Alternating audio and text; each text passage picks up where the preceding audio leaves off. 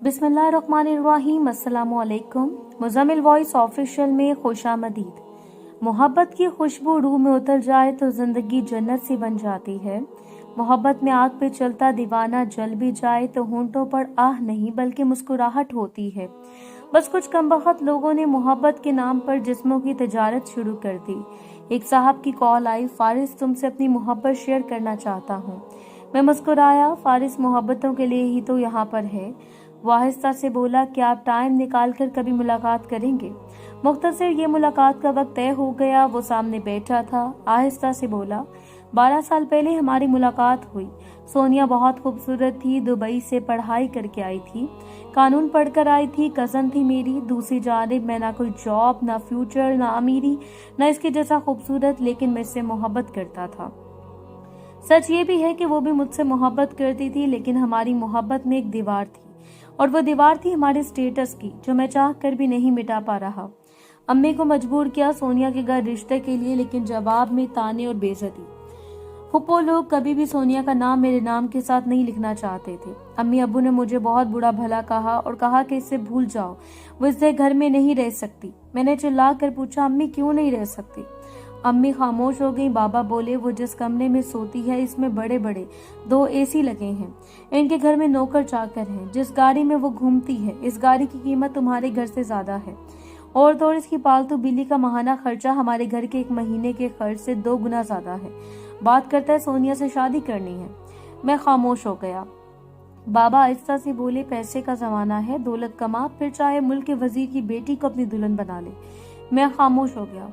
दौलत कमाना सिर्फ फिल्मों में झटपट होता है, हकीकत में पुल सिरात का सा सफर होता है, गुर्बत से निकलकर महलों तक जाना। मैं सोनिया के दिल का हाल जानना चाहता था। सोनिया के घर गया, वो गार्डन में बैठी थी। मैं सलाम किया, सोनिया मुझे तुमसे जरूरी बात करनी है। सोनिया मुस्कुराई, पहले बैठो तो सही पागल, फिर बात कर लेंगे। मुझे पास बिठाया। हाय इसके वो लंबे बाल, इसकी मोहब्बत भरी पलकें। मैं सर झुकाकर बोला, सोनिया मुझे तुमसे शादी करनी है। सोनिया आहिस्ता से बोली, लेकिन कोई मानेगा ही नहीं, फिर क्या करोगे? मैं सोनिया की आंखों में देखकर बोला, सोनिया क्या तुम मुझसे सिर्फ इसलिए बिछड़ जाओगी कि मैं गरीब हूँ? सोनिया ने मेरा हाथ थामा। नहीं शाकिर, मैं कभी भी तुमसे जुदा नहीं होना चाहती। तुम बहुत अच्छे हो, इज्जत करने वाले, ख्याल रखने वाले, मोहब्बत करने वाले। बहुत किस्मत वालों को तुमसा हमसफर मिलता है। मैं भी तुमको खोना नहीं चाहती, लेकिन कोई रास्ता भी तो नजर नहीं आ रहा। मेरे बाबा, भाई, कोई भी नहीं मानेगा। मैंने सोनिया का हाथ मजबूती से पकड़ा। सोनिया, क्या मेरे साथ कदम से कदम मिलाकर चल सकती हो? सोनिया ने मोहब्बत भरे अंदाज में हाँ में सर हिलाया। मैं हल्का सा मुस्कुराया। फिर आखिरी सी कोशिश कर लूं, एक बार आपके बाबा से बात करनी है। मैं बाइक पे जा रहा था, मेरी बाइक खराब हो गई, सिग्नल पर खड़े थे। इतने में सोनिया के पापा BMW कार में बैठे मेरे बराबर में आकर कार खड़ी की, मेरी तरफ देखने लगे। मैं बाइक को बार बार स्टार्ट करने की कोशिश कर रहा था। इतने में सिग्नल खुल गए। पीछे से कार वाले ने मुझे गाली दी और बोला, अपनी फटफटी साइड पे कर। मैं ये अपनी औकात, अपना स्टेटस अच्छी तरह जानता था, लेकिन सोनिया को किसी भी हाल में खोना नहीं चाहता था। सोनिया के बाबा से मिलने के लिए ऑफिस गया, लेकिन मेरी एक ना सुनी और मुझे धक्के देकर निकाल दिया गया।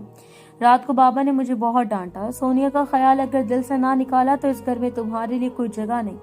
मैं खामोश हो गया। हर रास्ता बंद था। क्या करूं, कहाँ जाऊं? कोई रास्ता नहीं। सोनिया को फोन किया, क्या मेरे बिना जी लोगी? सोनिया आहिस्ता से बोली, पागल, तुम्हारे बिना जी सकती तो अभी भी पायलट लड़के के रिश्ते को इनकार न करती। मैंने कहा, ना शाकिर, तुम्हारे साथ जीना है। 7 साल तक हम दोनों अपनी फैमिलीज को मनाते रहे। बिलाखिर सोनिया की शादी जबरदस्ती करवा रहे थे किसी और के साथ। सोनिया ने मुझे कसम दी थी, अगर किसी और के साथ शादी हुई तो खुदकुशी कर लेगी। मैंने बहुत समझाया, पढ़ी लिखी हो, ऐसा ना करना, तुम बहुत समझदार हो। सोनिया रोते हुए बोली, समझदार हूँ इसलिए जबरदस्ती मुझे किसी के साथ बांध रहे हैं। जब कोई रास्ता नजर न आया तो सोनिया को अपने साथ ले आया। कोर्ट मैरिज कर ली। शायद सबकी नजरों में ये गलत हो, लेकिन आखिर एक की जिंदगी है, किसने दोबारा आना है इस दुनिया में? फिर भला एक इंसान की चाहत और वो भी बिछड़ जाए। हमारी शादी हो गई। मेरे मामा बाबा ने मुझे दरवाजे पर रोक लिया और घर से निकाल दिया। मुश्किलात का सफर शुरू हुआ। लाहौर चला आया, किराए का घर लिया जिसकी हालत काफी खराब थी। इसमें ना एसी था, ना कोई पुरसुकून बिस्तर। मैं सोनिया की जानिब देख रहा था, उदास थी। मुझे महसूस हुआ मैंने गलत कर दिया है। मोहब्बत की खातिर इस बेचारी से सब सुकून छीन लिए, लेकिन सोनिया मेरे साथ खुश थी, बहुत खुश। इसने मुझे हौसला दिया, मेरा हाथ थामा, मेरे माथे पर बोसा किया और प्यार से बोली, मेरी जान, अब हम एक हैं, हमारे साथ सुख दुख सब एक हैं। वक्त गुजरने लगा, कभी एक घर से निकाले जाते तो कभी दूसरे से। घर का किराया टाइम पर ना दे सकते थे। सोनिया हर कदम मेरे साथ रही।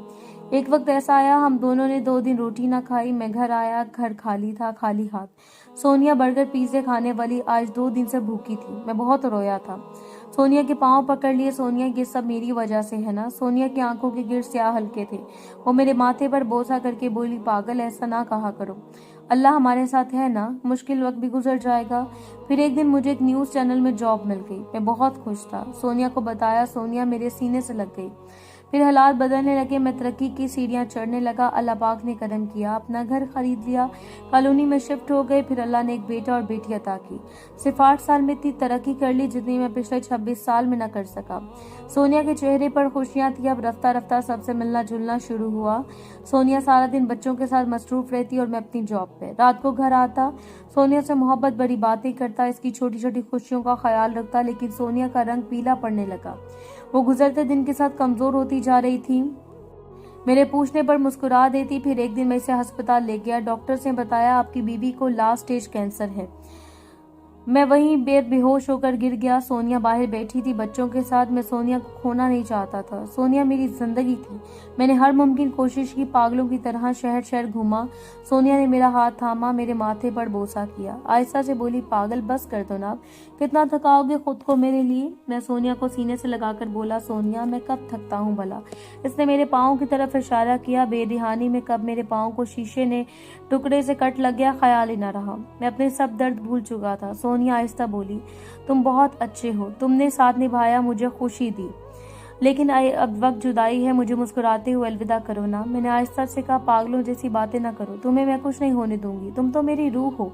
सोनिया ने बेटी की तरफ इशारा किया, बिल्कुल तुम जैसी है, बहुत ख्याल रखना मेरे बच्चों का और अपना भी। सोनिया ने मेरा हाथ मजबूती से पकड़ा हुआ था। मैं रोते हुए बोला, जब भी हम पर कोई मुश्किल आती थी तुम रात पर नवाफिल अदा करती थी, अल्लाह की इबादत करती थी, मुश्किल आसानी में बदल जाती थी। आज मैं सारी रात अल्लाह से तुमको मांगूंगा। वो हल्का सा मुस्कुराई, नहीं पागल, बस अपना ख्याल रखना। फिर आंखों के सामने से वो हमारा 12 साल का सफर चंद लम्हों में गिर गया। इसने आखिरी हिचकी ली और मुझे छोड़ गई। मैं चीख चीख कर रोने लगा। इसे कब्र में उतारा, दिल चाहा साथ ही दफन हो जाऊं। वो मुझसे कैसे बिछड़ गई। वो अक्सर कहा करती थी, जब मैं न रही तो तुमको लग पता जाएगा, और अल्लाह की कसम आज इसके बिना वीरान हो चुका हूँ। जिंदा हूँ तो बच्चों की वजह से, वरना कब का मर गया होता। मौत से भी ज्यादा दर्द देता है इसके बिना जीना, जिसको मोहब्बत से सीने लगाया हो। फारिस बस इतना कहना चाहता है, हर औरत मेरी सोनिया सी हो जाए, हर हाल में साथ निभाने वाली, हर दर्द में हमदर्द बनने वाली, और मर्द मुझसा हो जाए, ख्याल रखने वाला, साथ निभाने वाला, इज्जत करने वाला। और हाँ, औरत कभी बेवफा नहीं होती, जो है वफा होती है, उन्हें कभी मोहब्बत नहीं होती। वरना औरत निभाने पे आ जाए तो मुझसे 3rd क्लास को सीने लगाकर पूरी दुनिया से लड़ जाती है। छोटी सी जिंदगी है, हम सफर अगर नाराज है तो एक दूसरे को माफ करके एक दूसरे का मोहब्बत से हाथ थाम लो, न जाने किस गली में जिंदगी की शाम हो जाए।